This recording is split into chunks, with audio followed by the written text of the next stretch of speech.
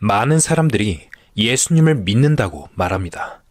그런데 이상하게도 여전히 죄책감이 있고 죄를 반복하며 이래도 되나 불안해합니다. 믿고는 있는데 왜 마음이 평안하지 않을까요? 성경 한 구절 읽어보겠습니다. 믿음이 오기 전에 우리가 율법 아래 매인 바 되고 계시될 믿음의 때까지 갇혔느니라. 믿음이 오기 전에 우리는 율법 아래 갇혀 있습니다. 여러분들도 복음을 깨닫고 마음에 믿음이 생겼습니다. 예수님이 피 흘려 내 죄를 다 도말해 주셨다. 예수님이 피 흘려 내 죄를 다 사해 주셨다 하는 것이 마음에 믿어졌습니다. 그것이 믿어지기 전에는 착하게 살아야지, 죄를 짓지 말고 살아야지, 뭘 어떻게 해야지 하면서 노력하게 되는데 그것이 율법 아래 매여 있는 생활입니다. 그런데 아무리 그렇게 살려고 해도 안 되지 않습니까? 착하게 살아야지 해도 착하게 살아지지 않고, 남을 미워하지 말아야지 해도 또 미워하게 되고, 내가 이러면 안 되겠는데 라고 해도 자꾸 그렇게 하게 됩니다. 그것은 그 마음이 율법 아래 매여 있다는 뜻입니다. 어쩔 수 없는 겁니다. 율법 아래 매여 있기 때문에 남 미운 생각 들면 안 되는 줄 뻔히 알지만 또 미워하게 되고, 화를 내면 안 되는 줄 알면서 또 화를 내게 되고, 욕심 부리면 안 되는 줄 알면서 또 욕심 부리게 됩니다. 그게 전부 율법입니다. 왜 그러느냐 하면 아직 무언가가 믿어지지 않았기 때문입니다. 뭔가가 믿어지지 않는 겁니다. 무엇이 믿어지지 않았습니까? 예수님이 피 흘려 내 죄를 다 도말해 주셨다는 그것이 믿어지지 않았기 때문에 그러는 겁니다.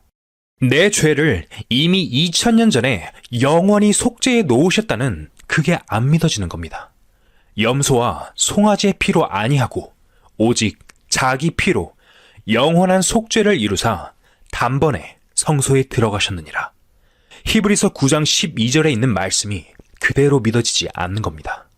자기 죄가 이미 2000년 전에 영원히 속죄되어 있다는 것입니다. 지금까지 계속해서 말씀드린 것은 우리의 지옥 갈 죄는 완전히 없어져 있다는 것, 지옥 갈 죄는 눈과 같이, 양털같이 휘어져 있다는 것, 지옥 갈 죄는 영원히 없어져 있다는 것을 특히 강조를 했습니다. 사실입니다. 내가 지옥 갈 죄, 그건 없습니다. 하나도 없습니다. 눈처럼 깨끗하게 휘어져 있습니다. 구원 받은 후에 짓는 죄에 대해서는 지옥 가는 심판이 아닌 그리스도인으로서 받을 심판이 있습니다. 그건 구원받은 후에 짓는 죄에 대한 이야기입니다. 그런데 우리가 지옥 가야 할 죄는 철저하게 없어졌습니다. 많은 사람들은 그런 것을 믿지 않습니다. 아직 듣지도 못했고 믿어지지 않았을 때에 자기가 노력을 하려는 마음이 생깁니다. 자기가 애를 쓰는 겁니다. 내가 이렇게 살아야지, 저렇게 살아야지, 착하게 살아야지, 거룩하게 살아야지 하는 그 율법 아래 매여 있다는 말입니다. 그런데 율법 아래 매인 바 되고 계시될 믿음의 때까지 갇혔느니라고 했는데 계시될 믿음이 무엇입니까? 많은 사람들은 진리를 확실하게 깨닫기 전에도 예수님이 십자가에 돌아가셨다는 것을 알고 있습니다. 그렇죠? 예수님이 십자가에 돌아가셨다는 것, 그건 알고 있습니다. 예수님이 십자가에 돌아가셨다는 걸 알고서도 내 죄가 예수님의 피로 말미암아 영원히 도말되었다는 것이 마음속에 믿어지지 않는 겁니다. 그러니까 회개하라면 눈물 흘려옵니다. 계시될 믿음이 와야 됩니다. 계시의 믿음이 아니면 안 됩니다. 그 계시의 믿음이 무엇입니까? 내가 기도하다가 무슨 계시를 받는 걸 말할까요? 천만에요. 그게 아닙니다. 깨닫는 믿음. 씨가 옥토에 떨어졌다는 말은 말씀을 듣고 깨닫는 자를 말합니다. 이 깨닫는다는 것은 가령 여러분 중에 혹시 보라, 세상 죄를 지고 가는 하나님의 어린 양이로다 라는 말씀을 대하고, 아, 세상 죄를 지고 가셨으면 내 죄도 지고 가셨구나 라고 그것이 믿어질 때 그걸 깨닫는 겁니다. 가령 마태복음 26장 27절에 보면 예수님이 잔을 나눠주시면서 말씀하시기를, 이것은 죄사함을 얻게 하려고 많은 사람을 위하여 흘리는 바 나의 피, 곧 언약의 피라고 했습니다. 예수님이 피를 흘리면 많은 사람의 죄가 사해진다. 모든 사람의 죄가 사해진다. 그 죄를 사하기 위해서 예수님이 피를 흘리는 거다. 그 피는 바로 죄를 사했다고 인치는 것이라는 말씀을 들었을 때, 아, 그렇구나. 내 죄가 사해졌구나. 라고 깨닫는 그것입니다. 누가복음 15장에 탕자의 비유가 있습니다. 그 탕자의 아버지는 자기 아들이 탕자이지만 자기의 재산을 가지고 가서 없애버렸지만 그가 돌아오기 전부터 그를 사랑했고 그를 용서하고 또 너무 사랑하기 때문에 그를 간절히 기다렸습니다. 아들이 와서 잘못했습니다 하고 빌어서 용서하시는 게 아니고 돌아오기 오래전부터 용서해놓고 기다린 하나님. 이 비유에서 사람들이 많이 깨닫습니다. 아, 그렇구나. 내가 회개했다고 눈물 흘리며 울었다고 용서하는 게 아니라 이미 하나님은 2000년 전에 내 죄를 용서해놓고 기다리는 그 사랑의 하나님이구나. 그때 하나님의 사랑을 깨닫습니다. 그런 것이 계시의 믿음입니다. 계시의 믿음이라는 말은 깨닫는 믿음인데 믿으려고 해서가 아니고 믿어져 버리는 것입니다. 아이고, 이젠 됐다. 이제는 살았구나. 하고 마음에 안심을 하는 그 믿음이 계시의 믿음입니다. 사람들이 일반적으로 믿음 하는데 믿음에는 두 가지 종류가 있습니다. 머리에서 믿는 믿음과 마음에서 믿는 믿음입니다. 하나님이 세상을 창조하셨고 예수님은 하나님의 아들이라는 것을 지식적으로 인정하는 그 믿음과 예수님이 진정으로 나의 죄를 위해서 십자가에 돌아가셔서 내 구주가 되신다는 것을 마음으로 믿는 그 믿음이 다른 겁니다. 많은 일반 교회에서는 그 믿음을 구별하지 못합니다. 요한복음 2장 23절을 읽어보겠습니다. 6월절에 예수께서 예루살렘에 계시니 많은 사람이 그 행하시는 표적을 보고 그 이름을 믿었으나 예수는 그 몸을 저희에게 의탁지 아니하셨으니 이는 친히 모든 사람을 아심이요. 여기에서 유대인들이 예수님의 이름을 믿었다고 했습니다. 그러나 예수님은 그 몸을 저희에게 의탁지 아니했다고 했습니다. 왜 그렇습니까?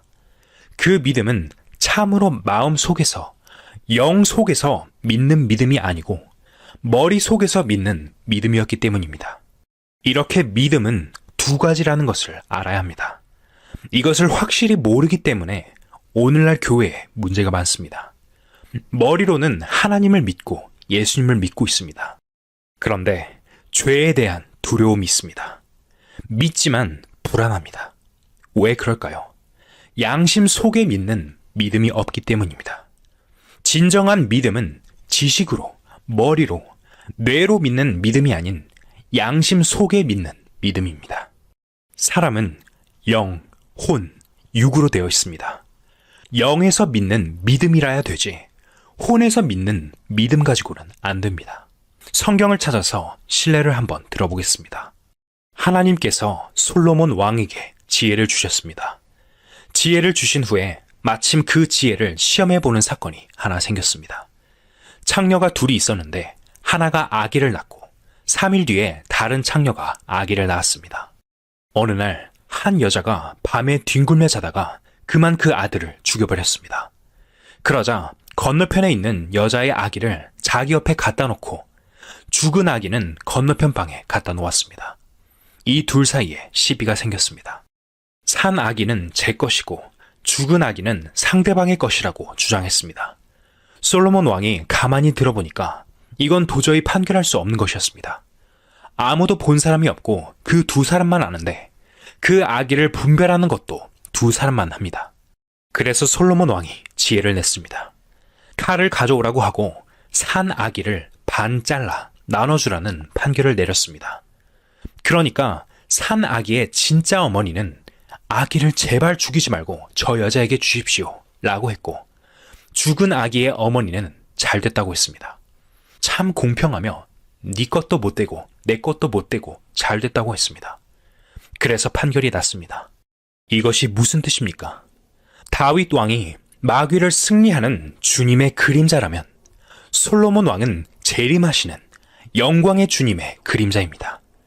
예수님이 재림하실 때 많은 사람들이 예수님 앞에 나타나서 자기도 믿었다고 말을 합니다. 그것이 마태복음 7장에 나온 대로 주의 이름으로 선지자 노릇하고 주의 이름으로 귀신을 쫓아내고 주의 이름으로 많은 권능을 행했다는 사람들입니다. 예수님이 재림하실 때 많은 사람들이 나와서 주님, 나는 주님 이름으로 선지자 노릇했습니다. 나는 귀신 쫓아냈습니다. 나는 이적을 행했습니다. 권능을 행했습니다. 하면서 전부 자기가 잘 믿었다고 자랑합니다. 그런 것처럼 주님 앞에 나타나서 자기도 믿었다고 말하는 겁니다. 거기에서 이제 두 가지 믿음이 구별이 됩니다. 갈라디아서 5장 6절을 읽어보겠습니다. 그리스도 예수 안에서는 할례나 무할례나 효력이 없되 사랑으로서 역사하는 믿음뿐이니라. 자, 다시 솔로몬의 판결 장면으로 돌아가겠습니다. 아까 그 두 창녀, 두 여자의 말은 똑같았습니다. 둘 다 산 아기는 내 것이고 죽은 아기는 네 것이라고 했습니다. 그 말을 가지고는 도저히 구별할 수가 없습니다. 솔로몬은 참 사랑을 시험해 본 것입니다. 아기를 반으로 나눠주라고 했을 때 한 여자는 자기 아들을 향한 사랑하는 마음이 불붙는 것 같아서 주여, 주여, 죽이지 마십시오. 저 아이를 저 여자에게 주십시오. 라고 했습니다. 그것이 무엇입니까? 말은 똑같지만 하나는 마음에 사랑이 있었고 하나는 마음에 사랑이 없었습니다. 그 차이입니다. 나중에 주님 앞에 설 때 세상 사람들이 다 자기도 예수를 믿었다고 말합니다. 주의 이름으로 선지자 노릇했다고 합니다. 성경 가지고 설교한 것을 가지고 그렇게 말한 것입니다. 어느 날 제가 여러분 중에 귀신 쫓아낸 사람 손들어 보십시오. 라고 하니까 한 사람이 손을 번쩍 들었습니다. 그 사람은 전도사인데 나중에 복음을 풀고 나니까 자기도 구원 받았다고 하더니 그만 어디로 갔는지 없어졌어요. 그런 식으로 귀신 쫓아낸 사람이 있습니다. 주의 이름으로 권능을 행했다. 이적도 행하고 안수도 행했다고 합니다. 요즘 안수로 병 고치는 것이 너무 많습니다.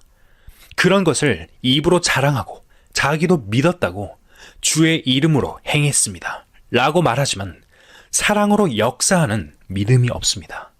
분명히 말씀드립니다. 여러분이 구원을 받았다고 하면서 주님의 사랑에 대해서 전혀 느끼는 것이 없으면 참으로 주님 감사합니다 하는 그런 사랑이 없으면 그건 구원이 아닙니다. 구원은 하나님의 사랑을 깨닫는 겁니다. 로마서 5장 5절에 이런 말씀이 있습니다.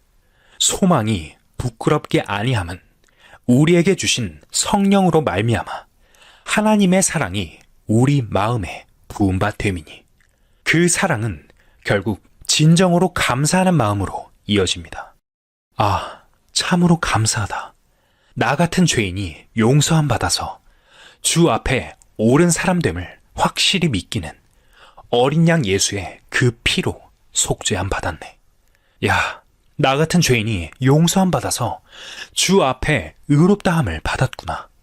예수님의 피로 말미암아 옳은 사람이 됐구나 하는 사랑에 대한 강한 체험입니다. 믿기는 믿어도 머리로만 믿으면 감사가 없고 영으로 양심 속에 믿어지면 감사함이 있는 겁니다. 그게 계시의 믿음입니다. 성경책과 찬송가를 가지고 교회에 다닌다고 다 믿는 사람이 아닙니다. 그들을 붙들고 물어보면 안 믿는다는 사람 한 사람도 없습니다. 그러나 차이가 있습니다.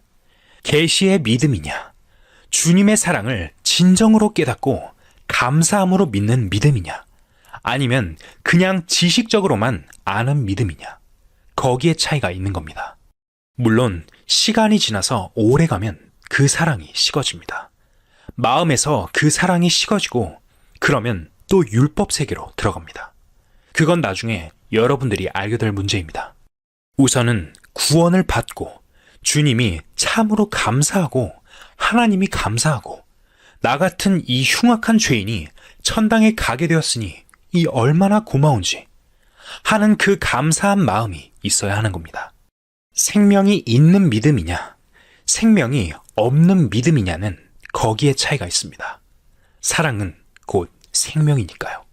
그 다음에 갈라디아서 3장 21절을 읽어보겠습니다. 이같이 율법이 우리를 그리스도에게로 인도하는 몽학선생이 되어 우리로 하여금 믿음으로 말미암아 의롭다함을 얻게 하려 함이니라. 율법이 우리를 그리스도에게로 인도하는 몽학선생이다 라고 되어 있습니다. 로마서 3장 23절에는 율법으로는 죄를 깨닫는다고 했습니다. 죄를 모르는 사람들에게 죄를 계몽시키는 몽학선생 역할을 하게 하기 위해서 하나님께서 율법을 주신 것입니다. 몽학선생이라는 말은 너는 죄인이다. 너는 이렇게 죄를 지었지 않느냐. 너는 우상숭배했다. 너는 살인을 했다. 너는 부모에게 불순종했다. 하면서 죄를 깨닫게 하는 겁니다. 그게 몽학선생입니다. 율법이 죄인에게 너는 죄인이니까 나를 따라오라고 해서 사람을 예수님 앞으로 인도합니다. 사람을 예수님 앞으로 인도하고는 율법은 물러나 버립니다.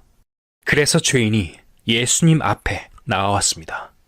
죄인이 죄를 지은 뒤 율법의 가르침을 듣고 죄를 어떻게 할까 하고 고민하다가 예수님 앞에 나와 예수님이 믿어졌을 때 그 죄가 그만 해결되어 버리는 것입니다. 이 성경 구절이 그런 말입니다. 다시 한 번 더 읽어보겠습니다. 이같이 율법이 우리를 그리스도에게로 인도하는 몽학선생이 되어 우리로 하여금 믿음으로 말미암아 의롭다함을 얻게 하려 함이니라. 몽학선생이 무엇입니까? 몽학선생은 율법입니다. 믿음이 온 후로는, 즉 구원을 받은 후로는 우리가 몽학선생 아래 있지 않다는 것입니다. 몽학선생 아래, 율법 아래 있지 않다고 되어 있지 않습니까? 그래서 신앙생활은 율법 지키는 생활이 아닙니다. 신앙생활은 절대로 율법 지키는 생활이 아닙니다. 일반적으로 많은 교회에서는 이 문제를 혼돈하고 있습니다. 그래서 예수님을 믿으면서 율법도 지키려 합니다. 어떤 사람은 복음 설교를 잘합니다. 1시간 설교하면 50분 동안 예수님이 십자가에 돌아가신 사실을 전합니다. 그렇지만 나중에 그래도 우리는 율법을 지켜야 한다 라고 10분간 율법 설교를 해버립니다. 그러면 복음은 싹 없어져 버립니다. 이것을 구별하지 못하기 때문에 신앙생활이 무엇인지 자신이 예수 믿는 것 같기도 하고 또 십계명을 생각해보면 아닌 것 같기도 하고 그렇게 되어버리고 마는 겁니다. 히브리서 7장 18절 19절을 읽어보겠습니다. 전옛 계명이 연약하며 무익함으로 패하고 율법은 아무것도 온전케 못할지라. 이에 더 좋은 소망이 생기니 이것으로 우리가 하나님께 가까이 가느니라. 자, 여기 보세요. 전옛 계명은 십계명입니다. 전옛 계명은 연약하며 무익함으로 패하고 라고 했는데 그게 무슨 말입니까? 그 계명은 사람을 다스릴 수가 없었습니다. 계명이 사람을 완전히 지배할 수가 없었습니다. 사람이 계명을 자꾸 깨트리고 계명에게 자꾸 반항해 버립니다. 계명이 약하다는 것이 이런 말입니다. 사람을 완전히 정복할 수가 없습니다. 그렇기 때문에 패해버렸다고 했습니다. 다시 한 번 더 읽겠습니다. 율법은 아무것도 온전케 못할지라. 이에 더 좋은 소망이 생기니 이것으로 우리가 하나님께 가까이 가느니라. 예수님으로 말미암아 믿음으로 우리가 하나님께 가까이 가는 것이지 율법을 지킴으로 하나님께 가까이 가는 것이 절대 아닙니다. 이것이 복음의 진수입니다. 이게 복음의 중심입니다. 즉, 우리가 이제 율법에서 완전히 해방되었다는 것입니다. 율법을 지키려고 하면 또 죄인이 되어버립니다. 율법을 지키지 않더라도 성령이 계시기 때문에 우리가 죄를 함부로 짓거나 막 살게 되지 않습니다. 구원받은 사람이 바로 이런 사람입니다. 아직도 율법에 대한 이야기가 많습니다.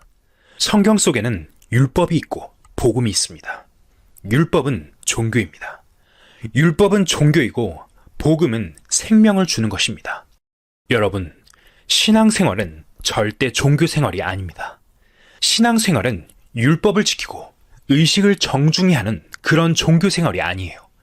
종교는 사람을 억압합니다. 종교는 사람을 압박합니다. 그게 율법입니다. 이 세상 모든 종교가 사람에게 이렇게 살아라, 저렇게 살아라, 그렇게 명령하는 거지 않습니까? 많은 사람들이 율법의 참뜻을 모르지 않습니까? 그래서 예수님은 우리를 그 무거운 종교에서, 율법에서 해방시켜 주시려고 오신 겁니다. 종교에서 해방을 받아야 참 해방입니다. 어떻게 종교에서 해방을 받습니까? 예수님이 나 대신 모든 것을 다 이루어 주셨습니다. 율법을 완전히 이루어 주셨고 죄도 없애 주셨으니 이제는 내가 애쓰고 노력해야 할 일이 없어져 버렸고 다만 믿기만 하면 되는 겁니다. 그래서 믿음으로 구원을 받고 믿음으로 의롭다함을 받는 이 사실이 여기 나타나 있는 겁니다.